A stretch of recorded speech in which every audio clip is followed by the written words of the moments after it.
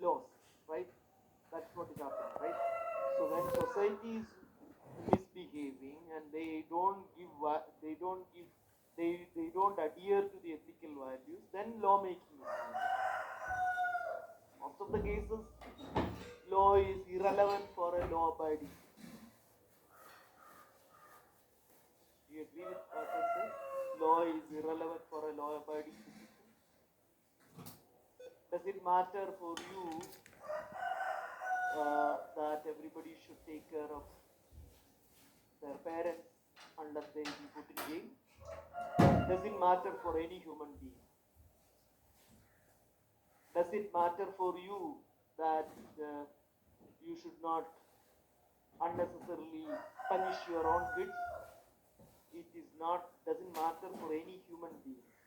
But then human beings sometimes do not act as human beings, then the law is required. Hmm? So when people don't act ethically, then there will be an abundance of law. But when there is a law, we have to really see that, because that is illegal. That is it, right? But anyway, we will cover that discussion in a later portion, the second study unit. We will come back to that. But now, the types of fraud, the different categories of fraud, internal fraud, what is discussed in the LOS and coming under this study unit, are misappropriation of assets and fraudulent financial reporting. We'll go into that. So types of fraud they are discussing are fraudulent financial reporting and misappropriation of assets. What is fraudulent financial reporting? Like the financial statements are incorrect, right? And that's a deliberate act. It's not unintentional. It is intentionally or deliberately you are miscommunicating. Actually, that is the fraudulent financial reporting. Who has got interest in doing that? Normally, it is the management committing that fraud. And this fraud is the focus of external auditors, and it is the concern of regulatory bodies such as Public Company Accounting Oversight Board, Securities Exchange Commission. These are the bodies in United States which are really interested in seeing that the financial statements are not issued in such a way that defraud the potential investors or the parties who are giving out their financial resources to the entity. SEC is like SEBI in India. The stock market concerns are addressed by addressed to SEC, Securities Exchange Commission, and SEC has got many provisions regarding investor protection. I think I have got some problem with the pen. Let me just refresh and come back.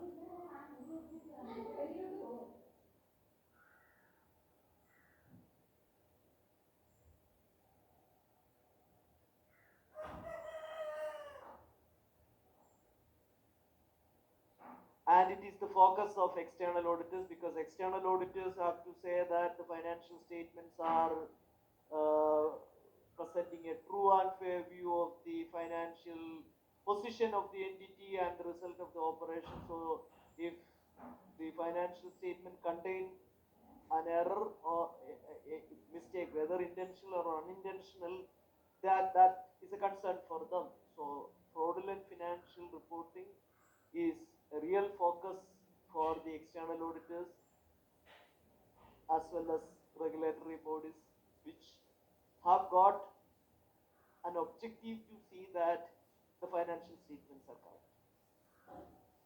Okay. And why do management go for fraudulent financial reporting? Because most of the time they may have a target. The CEOs have a target. They have to meet that target, so they will bring out the financial statement to portray and image that they have achieved their target.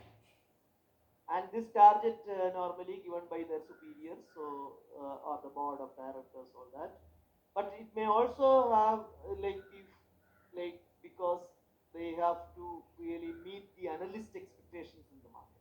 Like the investor community as represented by analysts, they will read the financial statement trend and then they will project the financial statement, and it is factored into the price. And if any deviation from their, any negative deviation, positive deviation is again positive, from their targets, nobody is going to say that the analysts have gone wrong.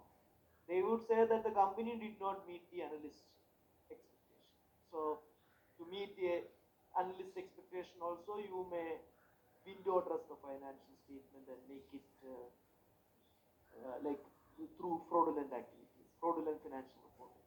Then sometimes as legal governance in lending instruments, you may have to have certain profit level or certain ratios. If you are over that ratio, probably you will window dress that and then disguise that ratio. Like sometimes if the debt equity ratio is a concern, you will have what do you say, like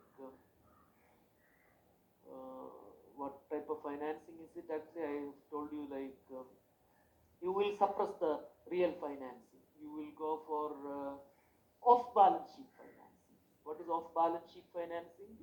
You don't take that into balance sheet, right? That's a negative one actually. It is not off balance sheet item we are talking about.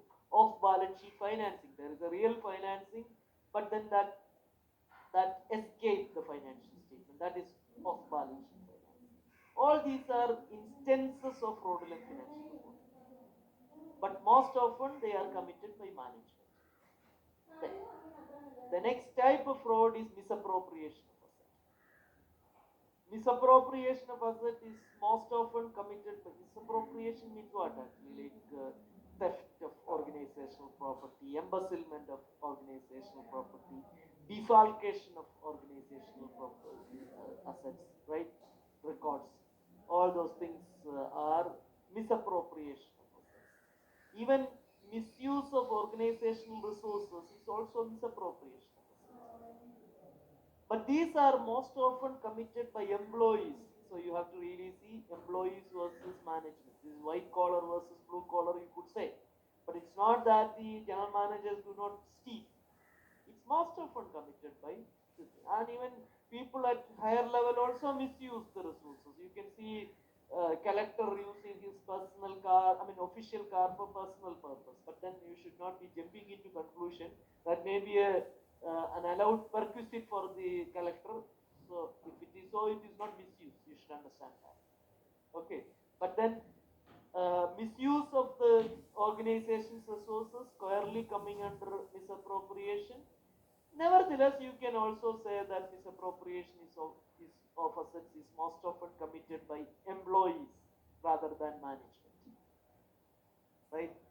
And uh, misappropriation of assets normally do not result in incorrect financial statement. Misappropriation of assets normally do not cause the financial statements to be materially misstated. Why?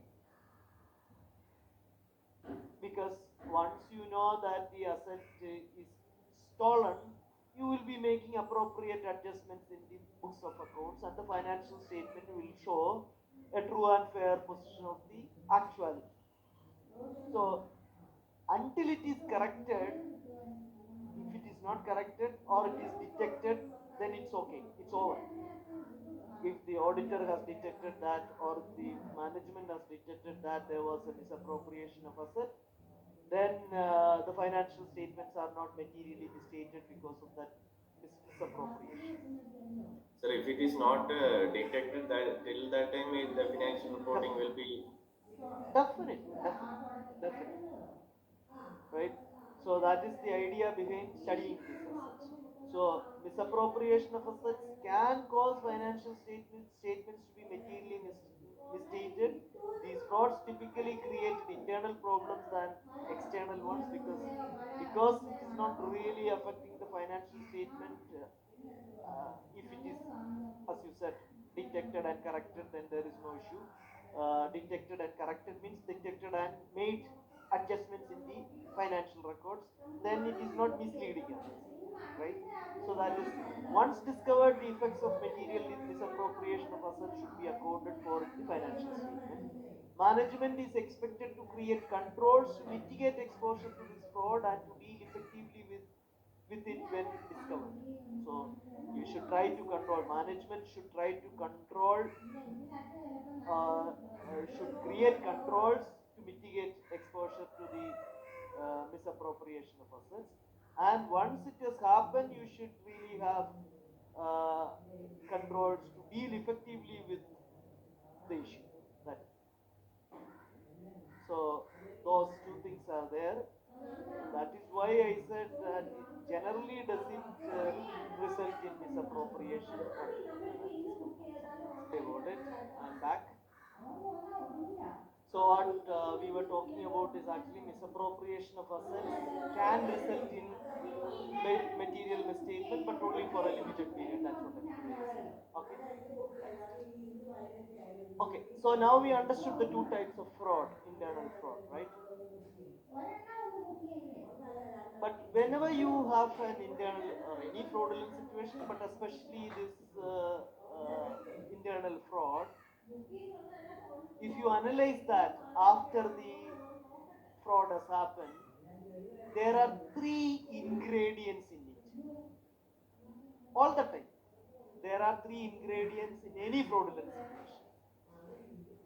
You can say three characteristics of fraud, or three ingredients of fraud, or three components of fraud, right? Or 3 points in the fraud, whatever, right?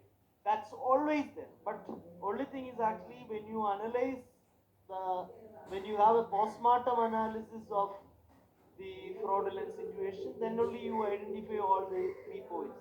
But if you can really get the red flags of these three characteristics present in the organization, then probably that is the best way to really control the fraud. So these three ingredients are identified and introduced as fraud triangle by an American criminologist and a penologist called Donald R. Cressy.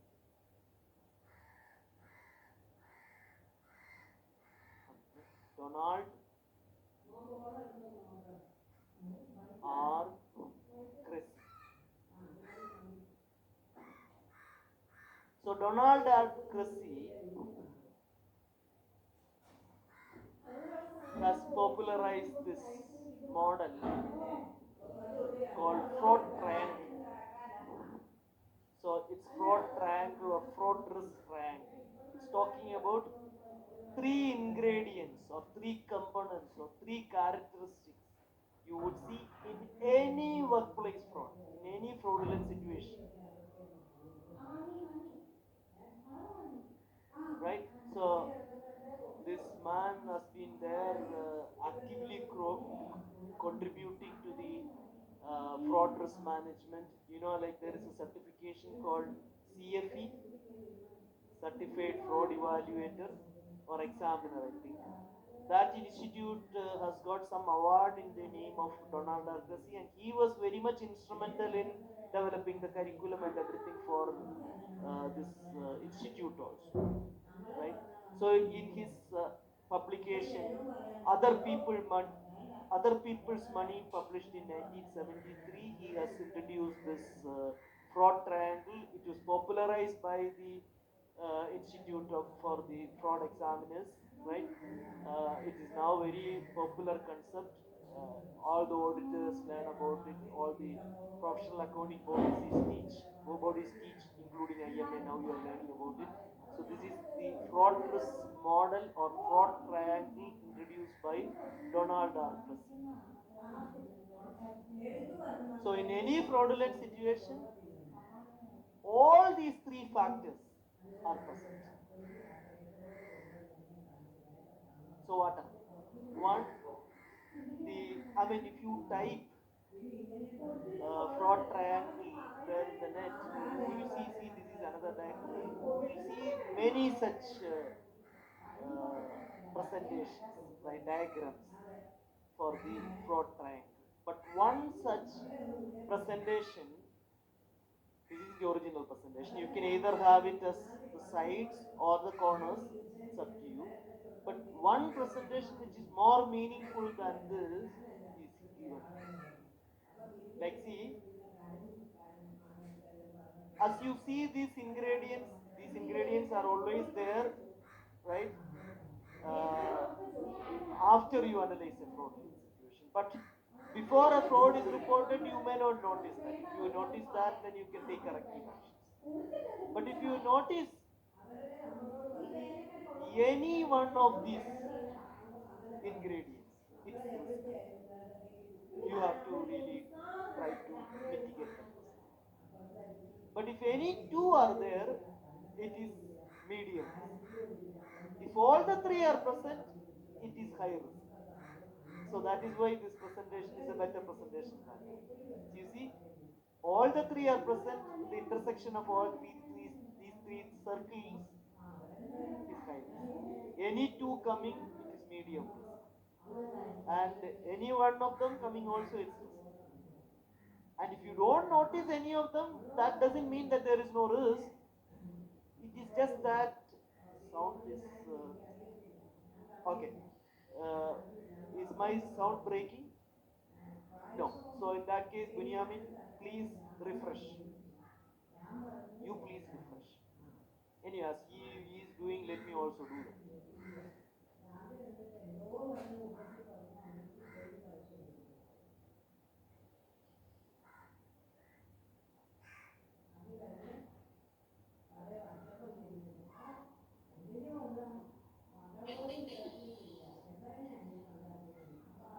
I think, can you mute the audio?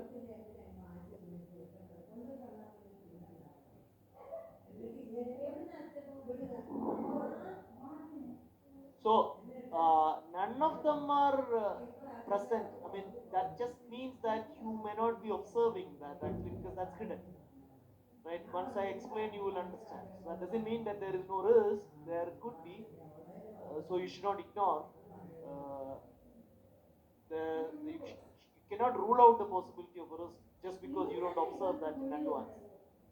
But after the risk is reported, if you go for a postmortem analysis, you will definitely see all the three, not that one of them or two of them, all the three would be there in a fraudulent situation. But once it is reported, it may be too late. So you have to really look for red flags of this.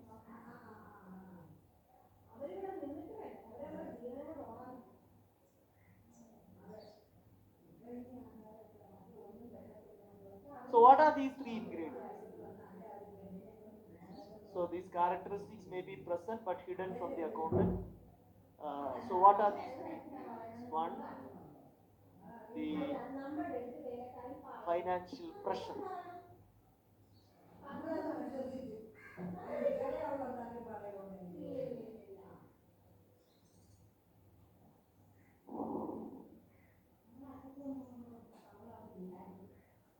Pressure means actually like it could be a real pressure or it could be a perceived pressure. It's a need for that person or it's a perceived need for that person which acts as a pressure to commit that fraud. It's an incentive to commit fraud, right? It's a motivation to commit fraud. So pressure could be perceived pressure or perceived or a real pressure, whatever is it, the impact is going to be more or less the same. It's a motivation to commit fraud. It is an incentive to commit fraud. So these are all synonyms for pressure. If you have a need, like say for example, if you have a real financial need, major bills, high level of debt, or they are real financial need, but if you have greed, then you have a perceived need. Greed is a perceived need, right? That doesn't really matter actually, it is a need.